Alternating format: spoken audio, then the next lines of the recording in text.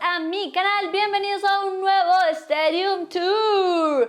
Today we will start the Stadium Tours of London, so we will have a lot of Stadium Tour because London have thousand and thousand stadiums. I don't know if it's thousand, but they have a lot of stadiums, so let's start with the Stamford Bridge.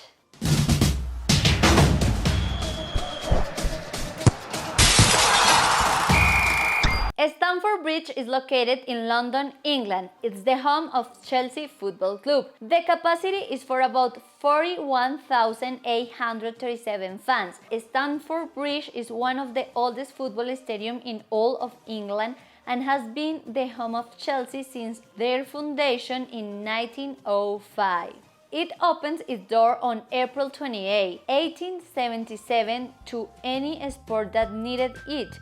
Back then, athletics was the priority. For the first 27 years, it was used almost exclusively for the popular Victorian tradition of meetings between athletes organized by the London Athletic Club. But in 1904, the owners of the land changed and the history of Stamford Bridge changed forever. Henry August Mertz and his brother J.T. Mertz had the desire to host the sport they had fallen in love with and which was growing steadily across London: football. For that, in addition to taking over the land, they acquired additional land that used to be a market. The new stadium was designed by the famous architect and specialist Archibald Leighton. The Scotsman added his touch to the main stand in 120 yards. It's a stand that holds 5,000 spectators, a global roof that was the hallmark of Stamford Bridge at that time. The other three grandstands, which were completely with rubble left over from construction on the London Underground's Piccadilly line, complete the stadium in a circular fashion.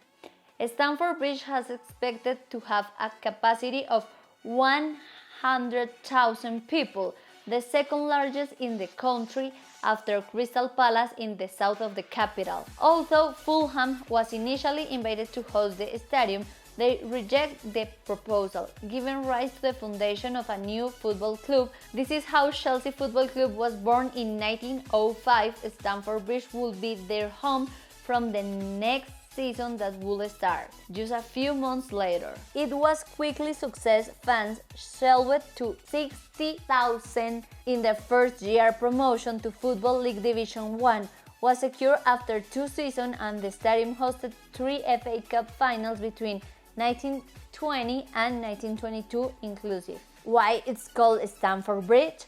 Stamford Bridge's name is of a great importance to the British history. This being a place of Yorkshire where a successful battle against Vikings took place in 1066, just before the fall to the Normans and the Battle of Hastings. However, the name for their stadium is related to the local issues rather than foreign conquests. 18th century maps show that in the area of Fulham Road and King's Road there was a stream called Stamford Creek, which runs along the route that today's subway line runs behind the East Stand. It was a tributary of the Thames. Where the creek crossed Fulham Road, it's indicated by Little Chelsea Bridge, a bridge formerly called the Stamford Bridge, while a bridge over the King's Road section of the creek was called the Stamford Bridge. It seems that these two names mixed with that of Stamford Creek lead to the name of Stamford Bridge, which later Stamford Bridge, to give the stadium its name. There is still one bridge standing. It's over the subway line taking Fulham Road near the main entrance of Stamford Gate. At the beginning of the 80s, with Chelsea practically bankrupt and in the second division, the club was acquired by businessman King Bates, thus ending the Mears dynasty. However, as a part of the change in ownership, the stadium was outsourced and the former club manager sold shares to property developers. Initially, Chelsea owned the rights to continue to host Stamford Bridge, but there was a long-term problem. There was the project of converting the stadium into a housing or supermarket, and the idea of sharing a venue with Fulham or the QPR had the fans very worried. Thus began a very expensive and hard-fought battle for more than 10 years, which suspended any type of project in the place where the stadium was built, and which gave birth to a campaign called Save the Bridge, Save the Stamford Bridge, to raise money for a legal purpose. However, the real estate market collapsed, and ironically, it was the developers of the project who had to declare bankruptcy. Thus, in 1992, Chelsea regained its ground. That were tough times, but Stamford Bridge survived, and in 1993 the project began for the stadium to go from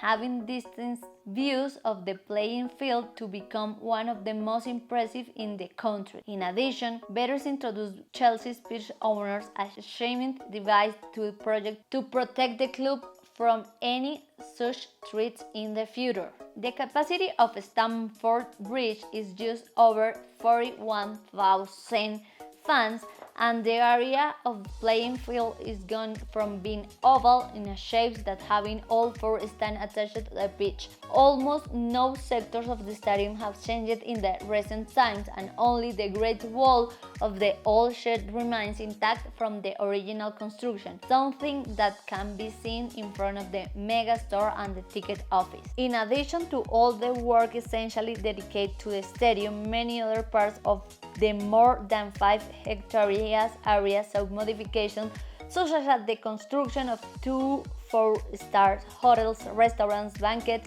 or conference rooms, and underground car park and health centers, music and business. Since the athletic centers opened in 1877, Stamford Bridge has come a long way, which can be seen one of many pieces set to tell Chelsea's story at the exciting club museum. Espero que les haya gustado toda esta información del Stamford Bridge, y como sabemos es todo del cambio de dueño por los problemas políticos que estaba teniendo su anterior dueño se resuelva de manera excelente y el Chelsea pueda seguir jugando en este estadio y seguir siendo el club grande que es en Inglaterra y de manera internacional. Espero les gustara este video. Recuerden que los quiero mucho, suscribirse a mi canal, activar la campanita de notificaciones, darle like, comentar y compartir este video si les gustó, y que con el deporte y con el arte podemos salir adelante.